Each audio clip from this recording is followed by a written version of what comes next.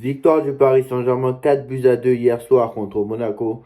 Honnêtement, j'ai pas vu, j'ai regardé. Oui, honnêtement, franchement, c'était un bon match du Paris Saint-Germain. Honnêtement, malgré le fait qu'on ait pris deux buts, malgré le fait qu'il y ait eu deux buts encaissés, il n'y a pas de souci, d'accord. Mais quand même, c'était quand même un bon match de la part du Paris Saint-Germain. C'était quand même un bon match. Mais quand même, faut arrêter. Moi, je vais commencer par un truc. Déjà, le PSG est officiellement champion de France. Donc déjà, ça c'est sûr et certain. Ramos confirme. Donc je vous dis que Ramos, voilà, est-ce que ça vaut la peine de dépenser 60 ou 80 millions d'euros pour un autre numéro 9 alors que Ramos est de retour? Ça, il faut encore se poser la question. Donc voilà, bon, c'était un match, voilà, moi je pense que tu vas être champion de France tranquillement parce que très clairement, est-ce que là, t'as battu Lyon, t'as battu Marseille 3 buts à 0. T'as battu. Et moi, c'est pour ça, je vous dis, la Ligue 1 n'est pas le problème du Paris Saint-Germain en Ligue des Champions. Je vous le dis, je vous le dis, je vous le dis. Pourquoi que je m'amuse? Donc, c'était un match avancé de la J16 hein, à cause du Trophée des Champions. Voilà, qui se jouera donc le 5 janvier, si je ne me trompe pas. Le 5 janvier, alors je n'ai pas le stade. Le 5 janvier au Qatar, si je ne me trompe pas. Donc voilà, moi, honnêtement, je vous dis la vérité, c'est incroyable. C'est incroyable. Et moi, je vais revenir sur l'arbitrage, parce qu'il y a un truc que je ne comprends pas dans ce match. Mais avant, commençons étape par étape. Commençons étape par étape. Bon, Donnarumma, bon, il est sorti sur blessure. On va en revenir là-dessus, notamment sur les matchs, sur, sur, pardon, sur Donnarumma. On va en revenir tout à l'heure. Ne vous inquiétez pas, j'ai la note de Donnarumma. La note de Donnarumma, j'arrive. C'est justement sur l'action de Donnarumma que je veux parler de l'arbitre. Parce que si vous avez regardé le match, vous savez. Mais bon, Donnarumma, voilà, on va y passer. Donc Safonov est rentré. Safonov n'a pas été tellement bon. Il en a pris deux. Donc très clairement, voilà. Euh, Marquinhos, catastrophique. Hakimi, très bon. Hakimi, franchement, c'est le meilleur Parisien depuis le début, hein.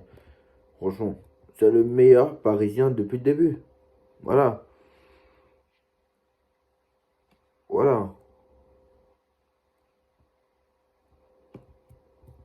Marquinhos, catastrophique. Pacho, catastrophique. Alors, Marquinhos, Pacho, honnêtement. Alors, vite, Pacho qui retourne sur le banc. Parce que j'espère que Hernandez sera un joueur à gauche. Parce que là, sera un jour dans l'axe. João Neves qui a joué latéral gauche aujourd'hui était pas mal. Warren Emery, moyen. Fabien Ruiz. Alors, pour une fois, j'ai vu un bon Fabien Ruiz. Pour une fois. Vitinha, très moyen. Mais pour une fois, j'ai vu un bon Fabien Ruiz. Et est-ce que Fabien Ruiz ne serait pas un joker finalement? Alors Barcola il n'avance plus, Doué il est pas mal, il était buteur d'ailleurs Doué, et Dembélé aussi. Donc Dembélé a marqué, doublé d'ailleurs, doublé de Dembélé, doublé de Doué. Non, doublé de Dembélé et but de Doué. Franchement c'était vraiment pas mal ce match. Et honnêtement, qui aurait cru que Doué aurait marqué? Mais Doué, ça fait son deuxième but d'affilée quand même, hein, mine de rien. Et mine de rien, ça fait le deuxième match d'affilée, il marque. Et moi, honnêtement, je vous dis la vérité, le Barcola, faut qu'il retourne sur le banc maintenant. T'es pas bon. Au moins, lui, il tente des choses, Luis Enrique. C'est déjà bien. Parce que déjà, c'est déjà bien. Parce que Barcola, t'es pas bon sur le banc. Dembélé, t'es pas bon sur le banc. Colomani, t'es pas bon sur le banc. Ramos, t'es pas bon sur le banc. Voilà. Et Ramos, on a vu que Ramos, depuis qu'il est revenu de blessure, bah Ramos, c'est 3 buts en 3 matchs. Voilà, Ramos, c'est Ramos. 4 buts en 3 matchs. Non, 3 buts en 4 matchs, si je me trompe pas. Ramos. Il est revenu contre. Voilà, voilà. 4 buts en 3 matchs. Voilà, Ramos, ça fait du Ramos. Enfin, ou plutôt, je crois, non, non, non, même pas. 4 buts en 6 matchs, si je ne me trompe pas. Un truc comme ça, je n'ai pas la stat exacte, hein. Nantes, Auxerre, il y a eu Nantes, il y a eu Auxerre, il y a eu. Voilà, le Paris Saint-Germain en tout cas, à gérer, ça c'est le plus principal. Voilà, il y a eu Nantes, Auxerre, Salzbourg, Lyon. Donc voilà, Nantes, Auxerre, Strasbourg, Lyon. Voilà, Nantes, il n'a pas marqué. Auxerre, il n'a pas marqué. Salzbourg, il a marqué. Lyon, là, il a marqué. Monaco, il remarque. Donc ça fait troisième but d'affilée pour Gonzalo Ramos. On espère quand même qu'il va se relancer et qu'il sera bon. Voilà, 3 matchs, 3 buts, c'est vraiment bien. Et on espère que Ramos va continuer sur cette voie-là. Alors, qu'est-ce qu'on a vu d'autre? Paris Saint-Germain qui a battu Nice, qui a battu Monaco. Enfin, qui a battu Monaco, qui a battu Lyon et qui a battu... Paris Saint-Germain qui a battu Lyon, qui a battu Marseille et qui a battu Monaco. Voilà, tout simplement. Et que le Paris Saint-Germain va tranquillement être champion de France. Tout simplement. Mais moi, j'aimerais parler de l'action. Maintenant, on va revenir sur l'action de Donnarumma, là. Moi, je ne comprends pas. Alors, l'action, je vous décris l'action parce que je ne pourrais pas vous le montrer en image. Je vous décris, allez regarder si vous n'avez pas vu, si vous n'avez pas vu le match. Donc l'action sur le ballon, donc c'est un ballon en profondeur de Camara pour Wilfried Singo. Wilfried Singo qui se retrouve à droite, hein, qui a pris de vitesse tout le monde. Donc là, on peut dire que à gauche, ils sont en retard. On peut dire ça, à gauche, ils sont en retard. Voilà. On peut dire que par exemple, sur cette action-là, il me semble que c'est...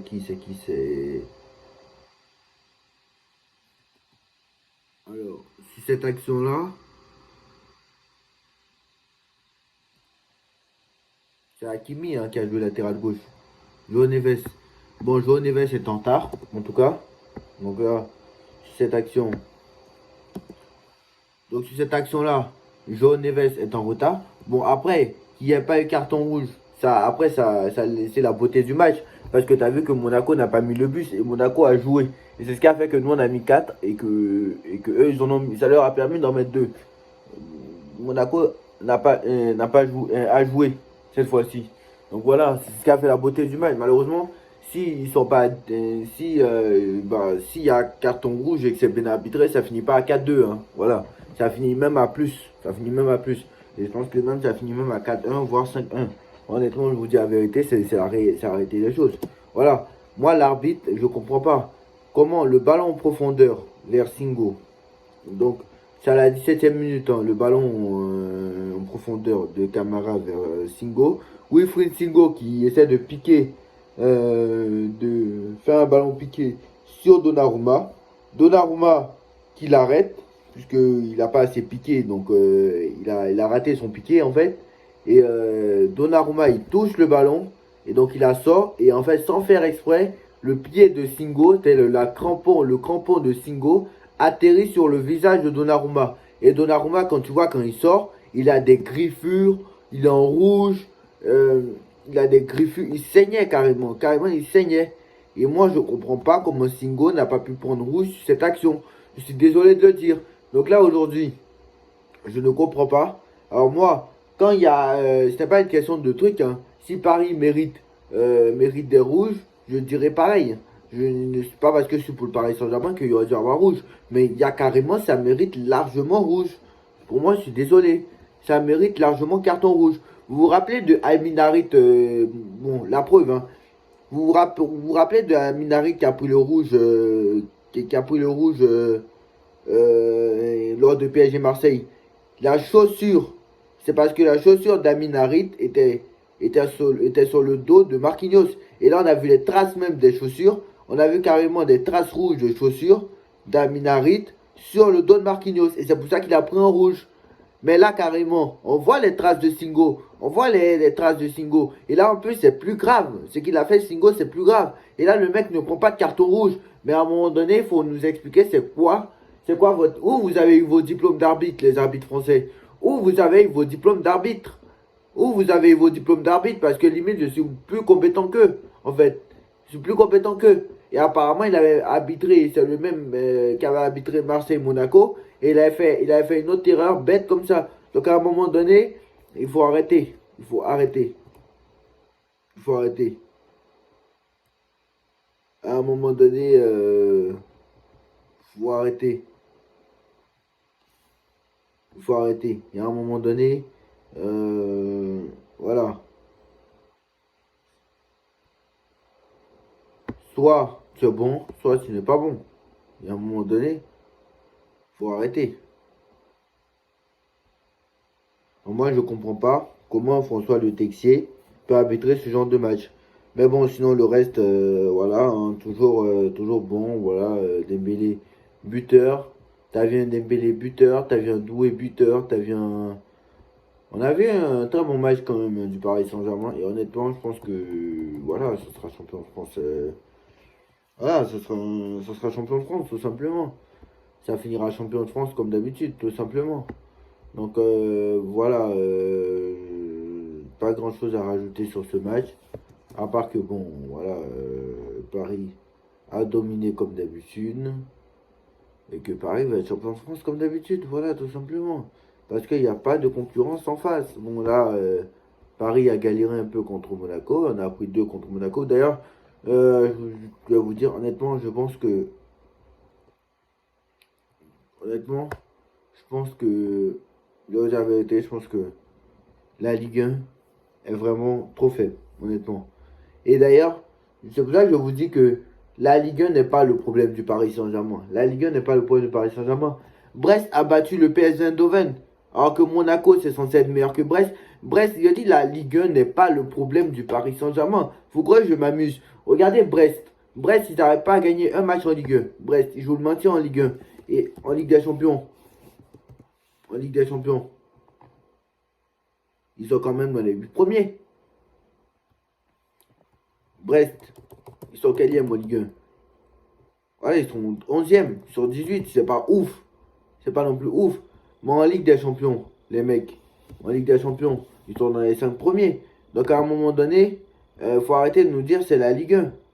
La Ligue 1 n'a rien à voir. Ils sont 7e de Ligue des Champions. Ils n'ont perdu qu'une seule fois, c'était à Barcelone. Voilà. Lille, ils sont 8e de Ligue des Champions. Bon, Lille, c'est différent parce que Lille en Ligue 1, ils sont quand même. Lille en Ligue 1, ils sont quand même 4e. Donc c'est quand même assez bien. D'ailleurs, félicitations à eux parce qu'honnêtement, ils ont perdu que 2 fois cette saison contre le Paris Saint-Germain et contre certainement l'AS Monaco. Alors, je ne sais même pas quelle est la deuxième défaite. Mais en plus, ils avaient beaucoup de blessés. Donc, Lille, franchement, ils font une bonne saison. Franchement, Lille, c'est pas mal. Et derrière Monaco, ils sont qualifiés à Monaco. Monaco, ils ont perdu contre le Benfica récemment. Ils sont 16e. Toujours est-il qu'ils sont dans les 24. Voilà. Et ils sont 3e de Ligue 1 maintenant, je crois, si je ne me trompe pas. Et il reste Paris Saint-Germain qui est 25e alors qu'ils se baladent en Ligue 1. Voilà, tout simplement. Donc arrêtez de me dire que la Ligue 1 c'est un problème. Voici Manchester City qui est 22e et qui joue pourtant en première ligue. Alors vous allez me dire City ça fait 2 mois et ils n'y arrivent plus et qu'ils ont des blessés. Moi honnêtement, j'aimerais voir Guardiola n'a pas été un grand coach, n'a jamais été un grand coach, hein, moi je vous dis. Hein. Guardiola, je ne sais pas qui vous a dit que c'est un grand coach. Alors c'est un grand coach au niveau du jeu. Voilà, c'est tout. Sinon, l'année dernière, s'il n'a pas Rodri, il n'a pas Silva, il ne gagne pas la Ligue. Il n'a pas Haaland. Voilà, Haaland.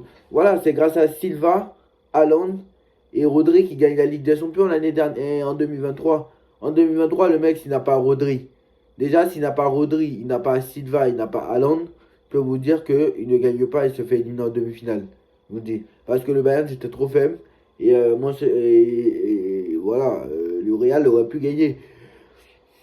S'il n'a pas Rodri, il n'a pas Silva, il n'a pas Haaland, le mec ne gagne pas la Ligue des Champions en 2023. Et là, on voit qu'il y a une cassure.